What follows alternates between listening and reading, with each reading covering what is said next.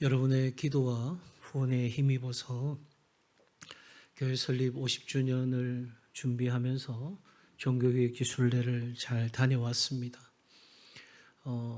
저의 계속되는 질문은 교회의 어제와 오늘 그리고 내일에 대한 생각, 질문, 묵상 그런 성찰의 시간을 가졌습니다. 그도 그럴 것이 가는 곳마다 성당이고 교회여서 들어가면 저절로 기도할 수밖에 없는 귀한 시간들이었습니다.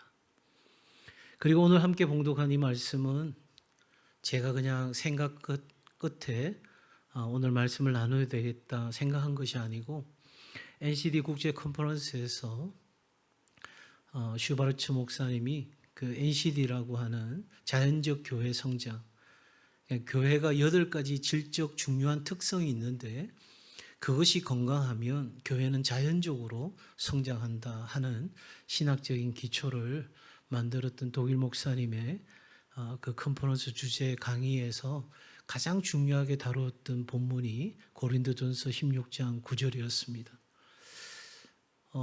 그리고 호주의 대표인 아담이라는 목사님도 하나님의 나라에 대해서 이야기하시면서 제가 왜 이 먼 노르웨이까지 와서 이분들의 강의를 듣게 되었을까?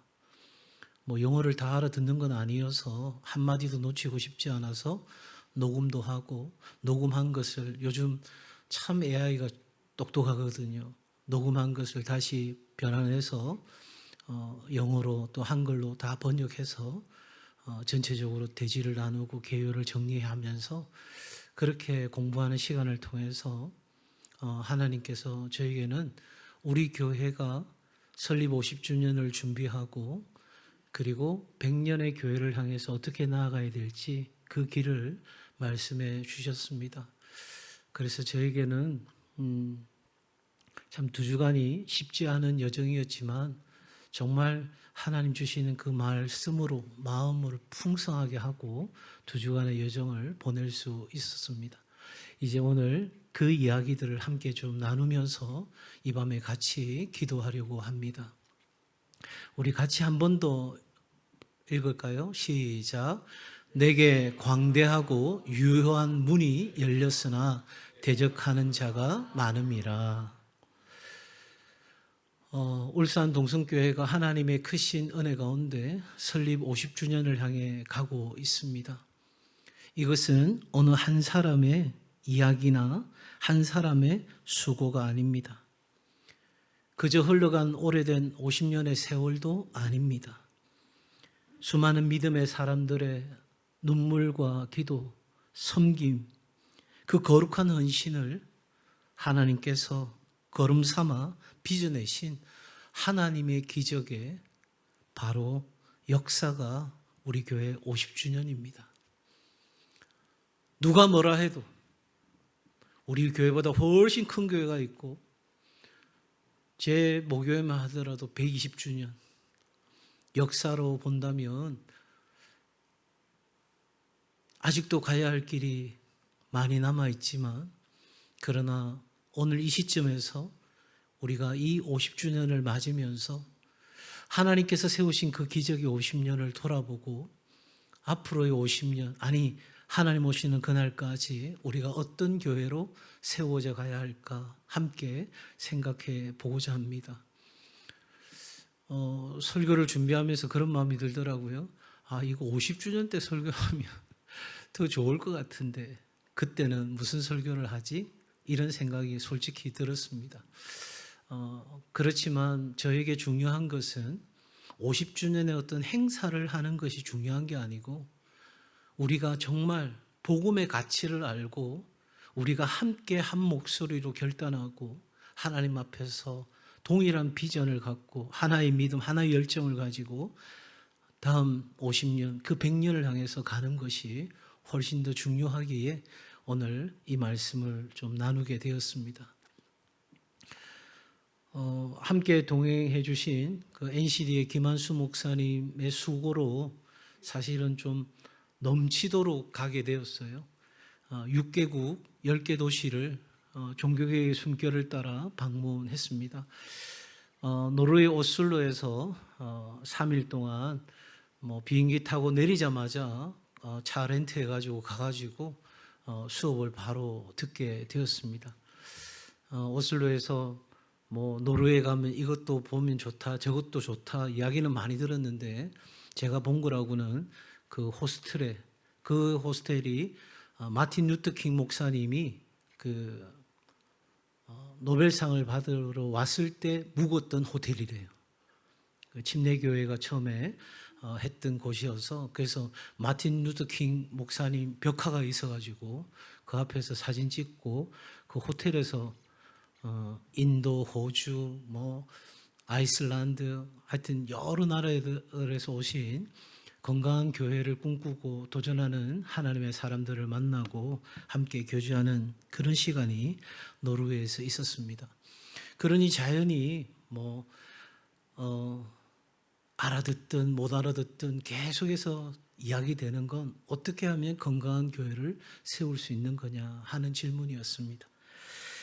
그렇게 노르웨이 일정을 마치고 독일로 갔습니다. 독일 브롬스에 바로 마틴 루터 종교개혁을 시작했던 마틴 루터의 그 발자취를 따라서 브롬스와 하이델베르그 이런 곳들을 통해서 독일의 교회들 특히 슈파이어라고 하는 지역에 가서는 프로테스탄트 여러분 우리가 속해 있는 교회가 개혁교회 리폼드 처치 리폼 아시죠? 뭘 리폼한다. 지금 제가 엄청나게 어려운 이야기를 한 게 아닙니다. 리폼 다 아시죠? 리폼. 예. 우리가 속해 있는 개혁교회는 계속해서 리폼하는 교회. 뭐를 따라서? 진리를 따라서. 그러니까 진리가 아닌 것을 잘라내고 우리는 계속 진리를 향해서 개혁해가는 교회인데 그 독일의 슈파이어라는 지역에서 프로테스탄트, 저항이라는 말. 그러니까 우리 개신교회의 시작은 저항으로부터 시작되었어요. 그러니까 중세 가톨릭 교회가 하나님의 진리, 하나님의 말씀에 벗어나서 교회의 전통과 형식에 치우쳐 갈 때에 바로 그 저항 운동이 일어났고 독일의 슈파이어라는 지역에서 프로테스탄트라고 하는 말이 시작이 되었습니다.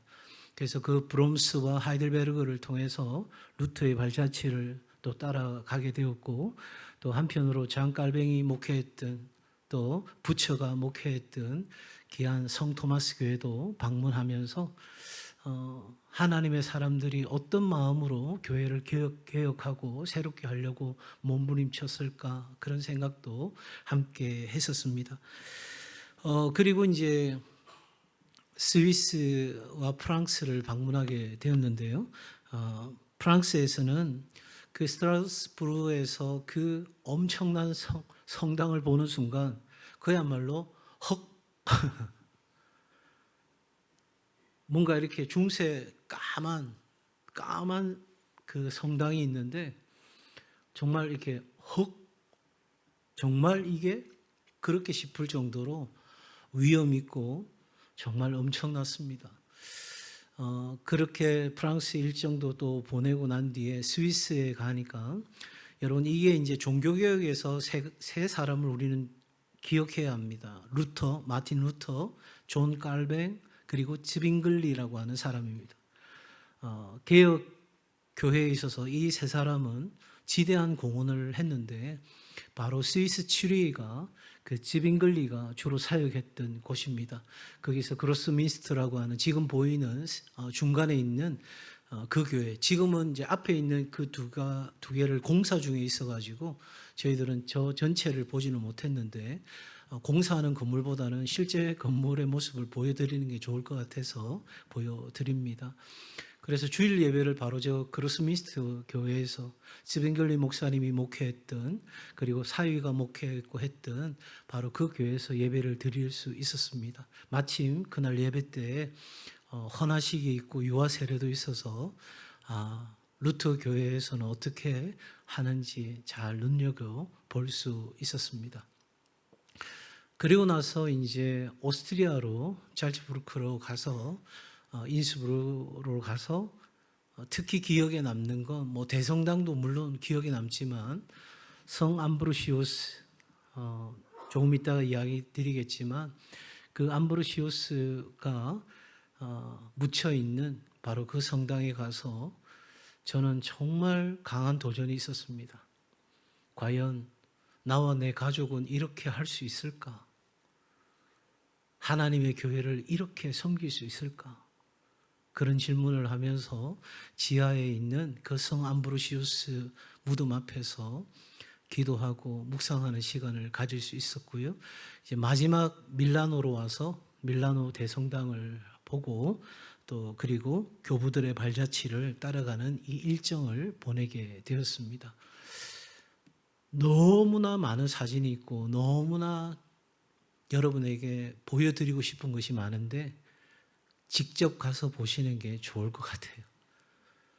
그래서 오늘 저는 설교의 포인트에 좀 주목해서 여러분과 나누려고 합니다. 여러분, 한때 복음을 외치던 그 교회들, 우리가 알만한 그런 설교자들, 그런 교부들, 그런 음악가들, 사실 제가 예전에 사역했던 교회 중에 한 곳이 교회에 파이프 오르간이 있거든요. 전면부에 파이프가 쫙 있고 파이프 오르간이 연주되는데 그때만 하더라도 정말 웅장하다. 그 예배의 전주가 그 파이프 오르간에서 나오는 음악으로 싹 시작이 되는데 참 감동이 있거든요. 그런데 그거와는 비교되지 않는 어마어마한 오르간 파이프가 본당 뒷면 위층에 있고 거기에서 웅장하게 울려오는 음악 소리. 제가 첫 번째 든 마음이 뭐겠어요? 이곳에서 진짜 하나님의 사람들이 모여서 예배하면 정말 멋질 텐데, 정말 엄청난 예배가 되지 않을까? 그런데 여러분, 그 멋진 교회들이 박물관이 되어 있고 관광지가 되어 있어요.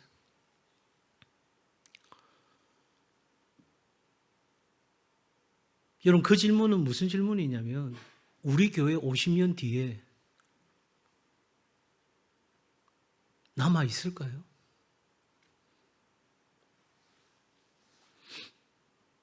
과연 50년 뒤에 우리 교회는 계속해서 하나님을 예배하고 하나님의 사람들이 세워지고 세상 가운데 영향력 있는 교회로 우리는 계속 갈 수 있을까요?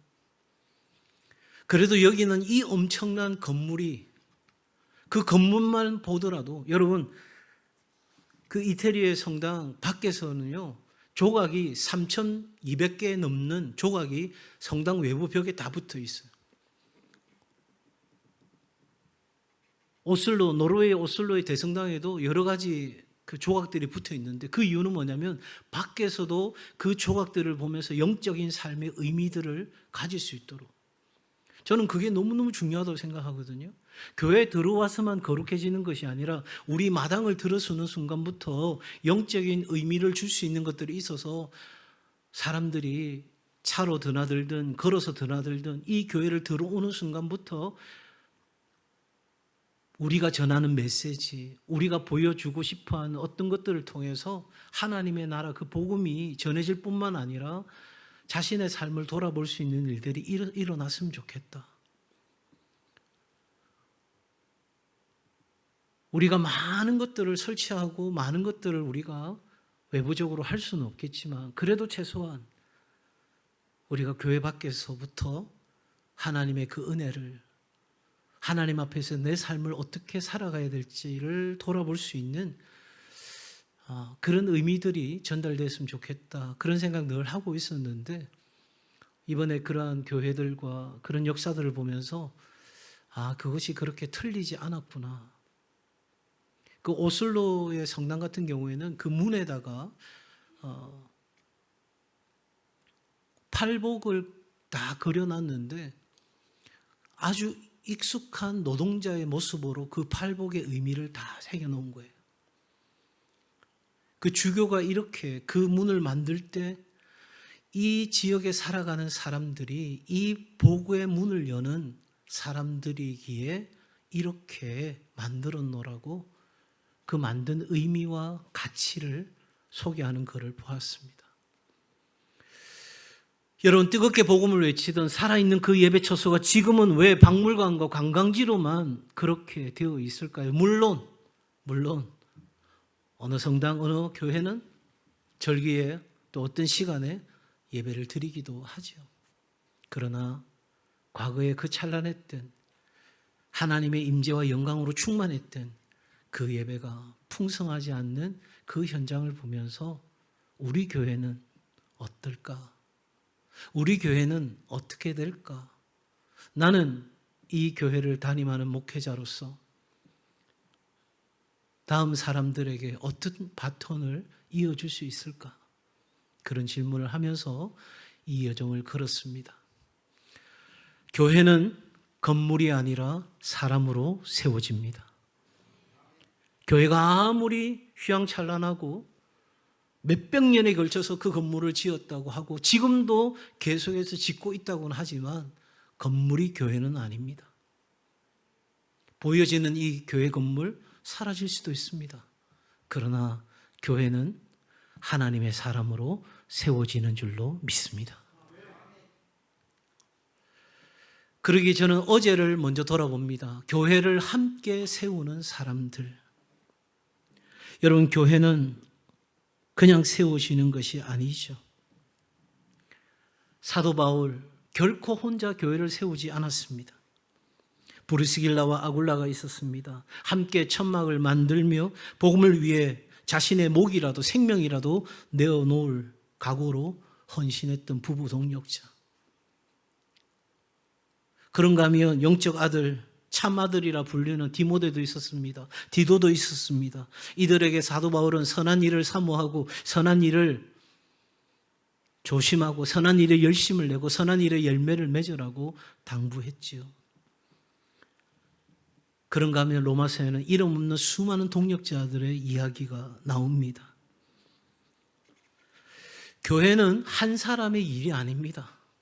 목회자나 어떤 특정한 한 사람의 일이 아니라 함께 세워진 사들의 거룩한 합주인 거예요. 그래서 저는 기도회도 기도 합주에 이 말을 참 좋아합니다.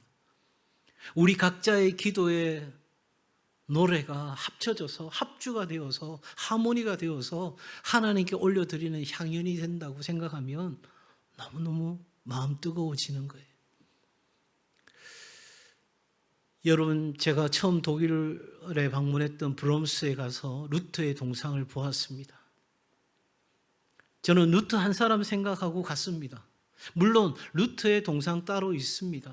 그런데 그 광장에 루터가 있고 그 주변에 사람들이 있는 겁니다.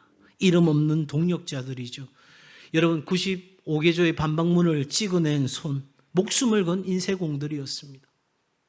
뿐만이 아닙니다. 여러분, 개혁을 지지했던 평범한 시민들이 함께 했습니다. 그런가 하면 루터를 10년 동안 숨겨준 바르트부르크의 성에서 그를 돌봐주었던 귀족들도 있습니다. 그리고 번역된 성경을 운반한 이름 없는 운반자들이 있었습니다. 여러분, 그 당시 성경은 사제들만 보는 것이었습니다. 라틴어로 누구나 볼 수 있는 것이 아니었습니다. 그래서 사제들이 이렇다면 이런 줄 알고 저렇다면 저런 줄 알고 그렇게 성도들이 따라가던 그 시절이었습니다. 바로 그때 이 성경을 독일어로 번역하고 누구나 읽을 수 있는 성경으로 누구나 진리가 무엇인지를 깨달을 수 있도록 바로 제1의 종교개혁은 거기서부터 시작이 된 것입니다. 종교개혁은 한 사람의 용담이 아닙니다. 말씀에 반응한 공동체의 위대한 순종이 종교개혁을 가져온 것입니다. 뿐만 아닙니다. 앞서 말씀드린 것처럼 교부 암브로시우스가 묻혀있는 이탈리아의 산타암브로즈 대성당을 방문했습니다. 황제라도 죄 용서함을 받지 않고는 성전에 들어올 수 없다고 자신의 생명을 놓고 하나님의 진리를 선포했던 성 암브로시우스. 그는 이렇게 유언했습니다. 나를 주의 성전 바닥에 묻어주십시오. 여러분, 사도행전 20장에 보면 하나님의 교회는 주의 피값으로 사셨다 이렇게 되어 있어요. 그러니까 울산 동성교회는 그냥 몇 사람 마음 맞는 사람이 세운 것도 아니고 목회자 한 사람이 개척한 것도 아니고 바로 이 교회는 예수 그리스도의 피의 값을 주고 사신 교회입니다. 그러니 우리 교회의 이 바닥에는 예수 그리스도의 피가 흘러가고 있는 거예요. 그런데 여러분, 놀라운 건 이러한 제단, 그러니까 주제단이죠. 이 산타브로즈의 대성당에 가면 주제단이 있는데 그 주제단 바로 밑에 지하에 성 암브로시우스의 무덤이 있습니다. 거기만 하더라도 저한테는 정말 자신의 생명을 갈아 넣었구나, 그런 영적인 깊은 도전이 있었는데, 그 암브로시우스 무덤의 맞은편에 그 지하에 이렇게 조그맣게 예배 드릴 수 있는, 제가 이해하기로는 찬양대가 앉을 수 있는 그런 공간으로 되어 있는 한 바닥에 글귀가 적혀 있는 거예요. 근데 그 글을 보니까 다름 아닌 이 암브로시우스의 누이 마르첼리나라의 무덤인 거예요. 그는 평생 독신으로 성 암브로시우스의 목회를 도우면서 그 교회를 섬긴 거예요. 뿐만 아니라 여러분, 사티루스라고 하는 암브로스의 형, 교회의 행정과 재정을 담당했던, 그래서 이 성 암브로시우스의 형을 위한 2편의 장례 설교가 유명합니다. 무슨 말이에요? 성 암브로시우스와 그의 누이와 그의 형이, 온 가족이 이 하나님의 교회를 위하여 생명을 내어놓았고, 저들은 그 성전 바닥에 주의 피값으로 사신 교회 위에 자신들의 삶을 묻은 거예요. 그러니 저한테 당연히 질문이 되지 않겠습니까? 나는 하나님의 교회를 위해 이렇게까지 할 수 있을까? 여러분은 어떠세요? 우리 교회에 3대가 나오는 가정들이 있습니다. 여러분, 믿음을 굳게 잘 지켜서 믿음의 바톤을 잘 이어 주어서 우리의 다음 세대가 다른 세대가 되지 아니하고 3대, 4대를 거쳐서 여러분, 주의 피값으로 사신 교회를 함께 세워가는 믿음의 가족들이 일어나기를 주의 이름으로 축복합니다. 얼마나 복된 일일까요? 얼마나 고귀한 일일까요? 역사는 그것을 두고두고 기억하고, 역사는 계속해서 이들의 삶의 헌신을, 주를 위한 헌신을, 교회를 위한 헌신을 기억하고 또 기억할 것입니다.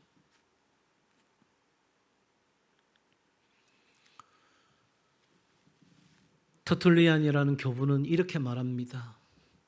세메네스트 사구이 크리스티나눔, 순교자의 피는 교회의 씨앗이다. 주의 피값으로 세워진 교회는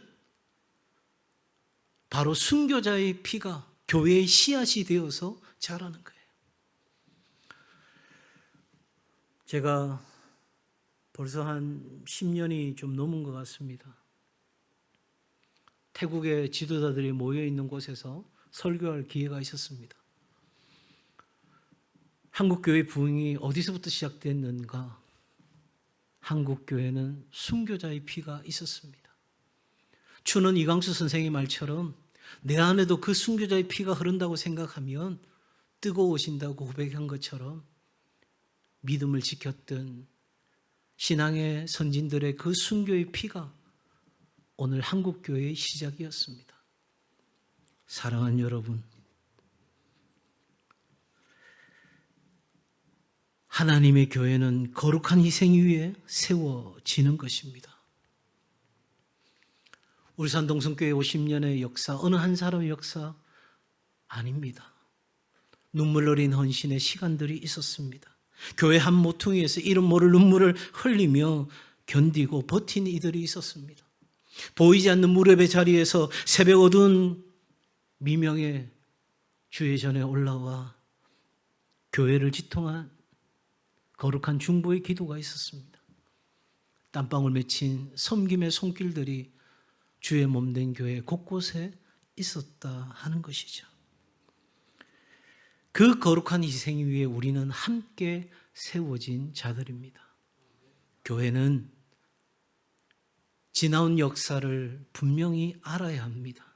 그게 아픈 역사든 좋은 역사든 어떤 역사든 그 역사가 우리의 기초인 겁니다. 그리고 그 역사를 우리는 더 아름답게 성화시켜 가야 할 것인데 하나님의 교회는 함께 세워지는 것이기에 오늘 우리에게 또 하나의 도전이 있습니다. 그것은 오늘의 이 교회에서도 기억되는 역사에 기록될 수 있는 사람들을 필요로 한다 하는 것입니다.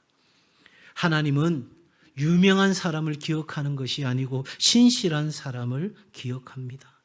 침묵 속에서 말하지 않아도 자신의 자리를 알고 자신이 섬겨야 될 자리에서 기꺼이 섬김을 감당하는 그 사람을 하나님은 기억하십니다. 스위스 츄리히의 개혁의 진짜 주역은 물론 지빙걸리의 그 강력한 선포가 큰 힘이 되었죠. 그러나 여러분, 제가 보았던 것은 바로 그 개혁을 이루는 현장에 있었던 성도들, 상인들, 청년들, 그 모든 하나님의 사람들이 이 개혁을 함께 이루어 간 것입니다.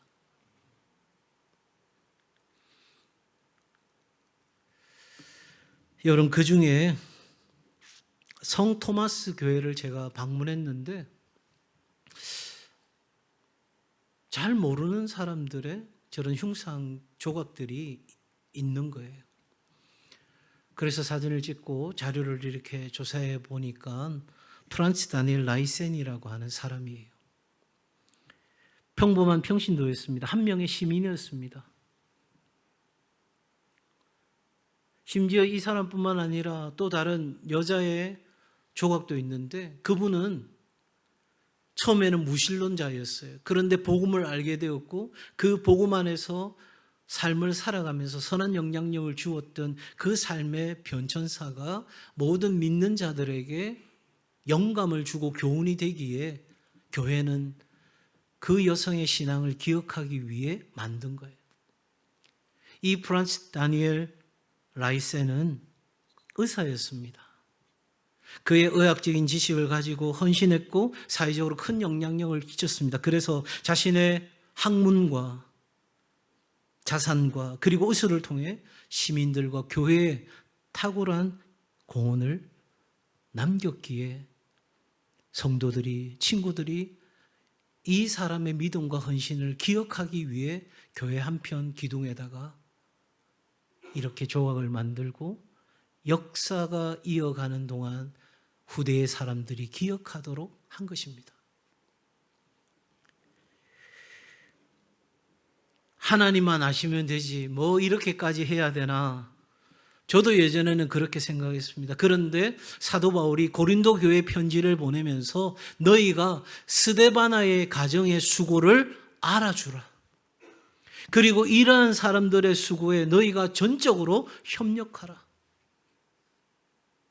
진짜 하나님의 사람의 이야기는 오는 후대에게까지 계속해서 역사의 기록으로 남아서 전달되어져야 한다는 것이죠. 하나님은 귀한 섬김의 손길들을 가장 또렷하게 기억하십니다.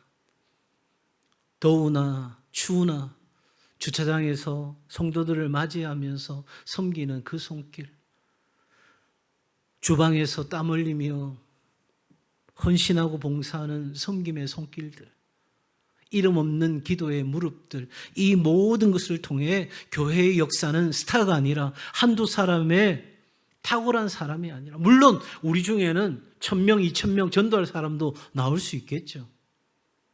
전도왕 말입니다. 그러나 하나님의 교회는 모든 성도들의 헌신으로 함께 지어져 간다는 것을 우리는 잊지 말아야 할 것입니다. 하나님의 생명책에 기록되는 이름은 설교자의 이름만이 아닙니다. 은밀한 가운데 보시는 하나님께서 우리에게 모든 것을 갚아 주십니다. 과거의 교회도 하나님의 사람들이 함께 세웠고 오늘의 교회도 하나님의 사람들이 함께 세워가는 것입니다. 누구 하나 세워놓고 당신 잘해봐, 그거 아닙니다. 장로님들이 잘하세요, 그거 아닙니다. 우리 모두가 각자의 자리에서 정말 이 복음의 가치를 알고 교회가 어떠한 곳인지 깨달아서, 교회가 나한테 월급 주는 것도 아니고 교회가 나한테 어떤 필요를 채워주는 것이 아닐지라도 내가 사랑하는, 아니 나를 먼저 사랑하시는 그 예수의 피가 값을 주고 산 교회이기에 나는 교회를 사랑합니다. 나는 교회를 섬깁니다. 나는 교회를 위해 지금도 쉬지 않고 기도하고 있습니다. 바로 그런 사람들이 오늘 이 시대에도 우리에게 필요로 한 것입니다. 그러면 우리의 내일은 어떠해야 될까? 오늘 본문의 말씀의 핵심 내용입니다. 뭐를 흘려보내는 사람들? 에너지를 흘려보내는 사람들. 슈바르츠는 이 16장, 고린도전서 16장 9절을 이야기하면서 에너지라는 개념을 갖고 이야기를 합니다. 저에게도 가장 강력하게 컨퍼런스 동안에 마음에 꽂힌 단어입니다. 에너지. 여러분, 이 하나님의 복음으로 말미암아 우리에게 영적인 에너지가 흐르게 되고 우리에게 흐르는 그 영적 에너지는 반드시 공동체 밖으로 흘러가게 되면서 하나님의 생명을 살려내는, 여러분 에스겔에 보면 성전에서 흐르는 물이 흘러갈 때에 모든 죽어간 생명들을 살리는 역사가 있듯이 저는 이 에너지가 바로 그 생수의 강, 그것과도 동일한 개념이라고 생각합니다. 생명의 역사가 일어나는 거예요. 그러니까 하나님의 교회는 그 어제와 오늘에 함께하는 사람들로 지어져가는 교회는 계속해서 하나님으로부터 에너지가 공급되어지고 그 공급된 에너지가 계속해서 밖으로 흘러가므로 죽어가는 생명들을 살리는 영적 풍성한 에너지가 드러날 때 우리의 내일이 의미 있는 거예요. 하나님께서는 하나님의 교회 가운데 반드시 생명을 주시는 것이죠. 여러분 내일 새벽에 제가 나누려고 말씀을 준비하는 중에 여러분 십자가의 열매는 뭡니까? 십자가의 열매는 뭐예요? 십자가로 말미암아 열매 맺게 되었다면 그 열매는 뭘까요? 저와 여러분입니다. 십자가 누구를 위한 거예요? 저 아프리카의 어느 한 사람을 위한 겁니까? 아니요. 십자가는 누구를 위한 거예요? 나를 위한 거예요. 그러니까 십자가의 열매는 곧 난 거예요. 십자가가 어떠한 것인지 알고 싶다면 내 삶을 보라고 말할 수 있어야 되는 것이 이 복음인 거죠. 그러려면 우리 한 개인 안에 이 영적 에너지가 계속해서 공급되어지고 그래서 말씀과 기도 가운데 거룩함으로 성령의 충만함을 우리가 덧입어서 살아가는 이 영적 에너지가 계속해서 공급되고 그 공급된 에너지가 세상 가운데 흘러가는 역사가 우리 가운데 일어나야 이 복음이 우리 안에서 제대로 작동하고 있는 것이다. 이렇게 말할 수 있는 거예요. 여러분 영적 에너지는 어느 곳으로 흘러가는가? 기쁨이 있는 곳으로 흐르는 거예요. 편안한 곳으로 흐른다는 것이 아니고 불편해도 어려워도 내 삶에 결핍이 있어도 세상적인 결핍이 있어도 예수 그리스도로 인하여 기쁨으로 충만한 바로 그곳에 불의를 기뻐하지 아니하고 예수 그리스도 그 진리와 함께 기뻐하는 사람들에게 기뻐하는 공동체에게 하나님의 영적 에너지가 흘러가는 거예요. 미안하지만 투덜이한테는 흘러갈 수가 없어요. 아예 흘러갈 수가 없어요. 영적 경화증이 걸려있는 사람들에게는 흘러갈 수가 없어요. 지 아무리 똑똑한들 여러분, 똑똑한 거 갖고 되는 게 아니거든요. 여러분, 이 기쁨은 억지가 아닌 자발적 헌신에서 나오는 거죠. 시간과 열정이 아낌없이 쏟아지는 거예요. 그러니 하나님으로부터 계속되는 영적 에너지가 공급되는 거예요. 이럴 때 공동체가 역동적으로 살아나는 역사가 일어나는 거예요.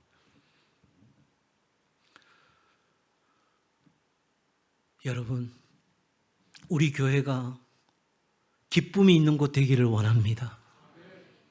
육신적으로 편안해서가 아니라, 내 마음에 들어서가 아니라, 십자가 그 복음 때문에, 그 예수 때문에 주의 피값으로 사신 이 교회에 내가 속해 있다는 사실 하나만으로도 기뻐하고 감사하고 내게 있는 그것 가지고 살아가게 될 때 놀라운 역사가 일어날 것입니다. 영적 에너지는 반드시 생명을 살립니다.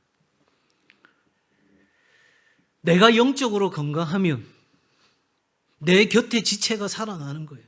그렇지 않아요, 여러분? 아버지 엄마가 집에 들어오면서 계속해서 맨날 죽겠다 하면 아이들이 살겠어 이런 집 봤어요? 다 죽는 거예요. 그런데 어려워도 산다고 하면, 행복하다고 하면, 즐겁다고 하면 그 안에 일들이 일어나지 않아요? 내가 영적으로 건강하면 내 곁에 지체가, 가족교회가 건강하고, 그 가족교회가 건강하면 울산 동성교회가 건강해지고, 울산 동성교회가 건강해지면 이 울산 땅과 나라 민족과 열방과 우리의 다음 세대가 살아나는 역사가 있게 되는 줄로 믿습니다. 우리 교회는 기로에 있습니다. 모든 것이 제가 보는 관점에서는 한계치에 다다른 부분이 있습니다. 여기서 주저앉느냐 돌파해내느냐 굉장히 중요한 기로에 있습니다.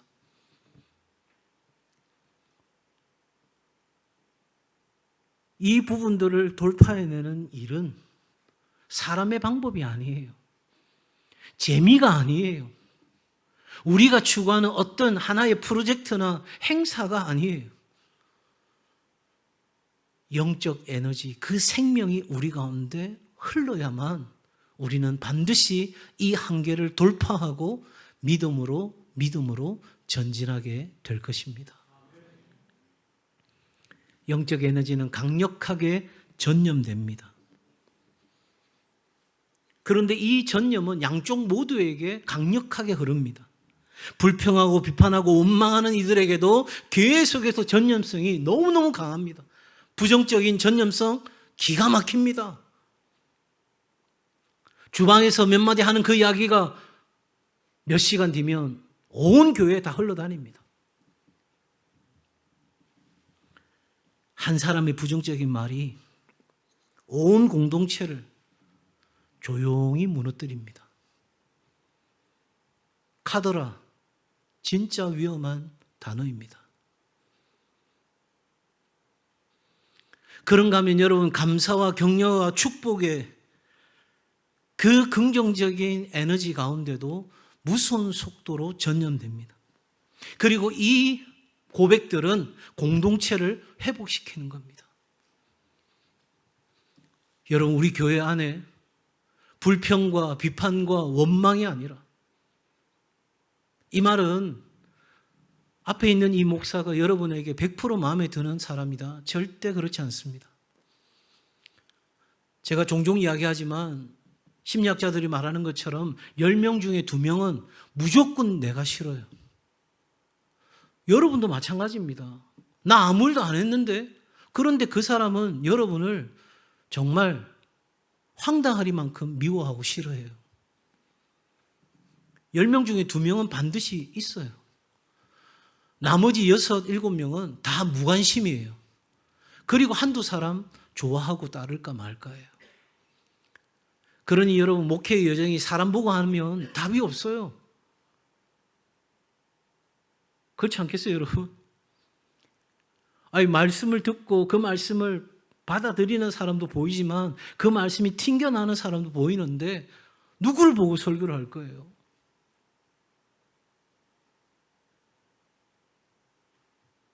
그래서 저는 기도합니다. 그냥 다 좋게 보이도록. 누구도 나를 싫어하지 않는다고 생각하고 말씀 전하도록 제 자신과 싸웁니다. 사랑하는 여러분, 영적 에너지는 강력하게 전염된다는 사실을 우리는 기억해야 합니다. 지난 50년은 눈물로 감사할 역사입니다.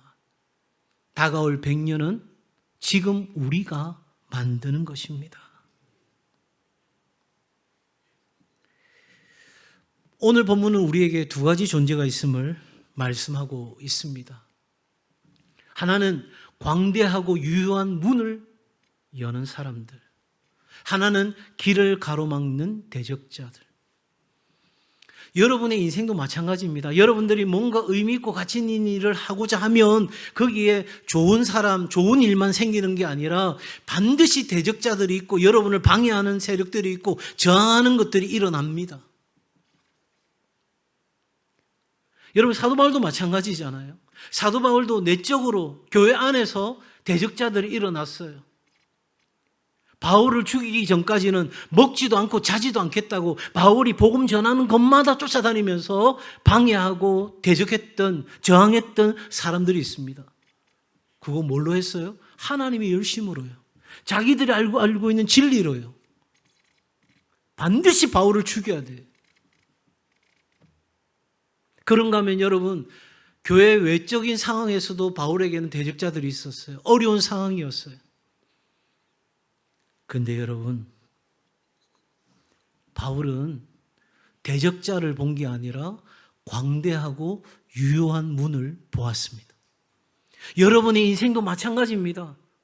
얼마든지 여러분의 인생의 변화 속에 저항이 일어날 것입니다. 그때에 내가 어떻게, 물론 내가 잘못하고 틀려서 그런 저항을 맞닥뜨릴 수도 있겠지만 정말 주를 위하여 진실하게 행하고자 할 때도 반드시 대적은 일어나는 그 순간 우리는 그걸 바라보고 주저앉을 것이 아니라 광대하고 유효한 문을 바라보며 우리는 담대하게 나아가야 하는 것입니다. 그러기에 우리 모두는, 저부터, 저는 말씀 가운데 여러 가지 기도 제목이 제 개인적으로 있는데 이번에 기도 제목이 하나 더 추가가 됐어요. 하나님, 제 삶이, 우리 가정이, 제가 섬기는 교회가 하나님 나라 그 복음을 위하여 광대하고 유효한 문이 되게 하여 주옵소서. 여러분도 그렇게 되기를 주의 이름으로 축복합니다. 한번 같이 할까요? 우리는, 시작. 우리는 광대하고 유효한 하나님의 은혜의 문이 되어야 합니다. 세대 간의 문, 디딤돌의 문이 되어야 합니다. 동력의 문, 앞으로 오고 오는 세대 가운데 하나님의 사람들이 주의 몸된 교회 가운데 세워져서 일하게 될 텐데 여러분, 그때 바로 협력의 문이 열리기를 바라고요. 주의 몸된 교회를 통하여 더 많은 곳에 선교의 문이, 세상을 살리는 일들이 일어나게 되고 더 나아가서 하나님의 나라가 확장되어지는 이 놀라운 네 개의 문이 열리는 역사가 있기를 바랍니다.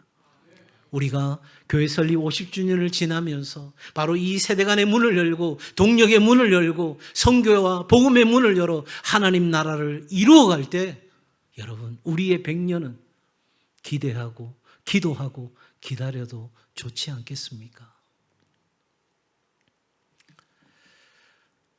선진들의 눈물과 무릎으로 여기까지 왔습니다.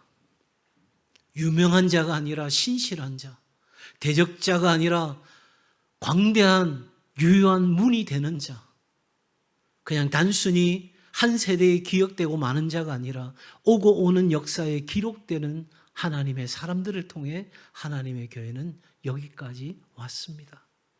이제 오늘 여기 앉으신 저와 여러분들이 이제 100년을 만들어 가야 될 사람입니다.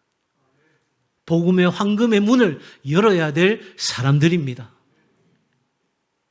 우리가 온 성도가 하나 되어 광대하고 유효한 문이 되어 드릴 때 신실하신 하나님께서 다음 100년의 복음의 황금문을 활짝 열어주실 것을 믿습니다. 수치는 내가, 영광은 하나님께.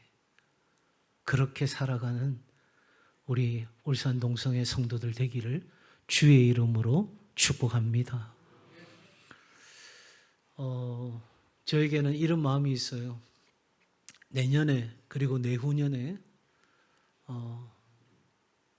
몇 명이 모이실지는 모르겠는데 종교개혁지를 탐방을 하면 좋겠다.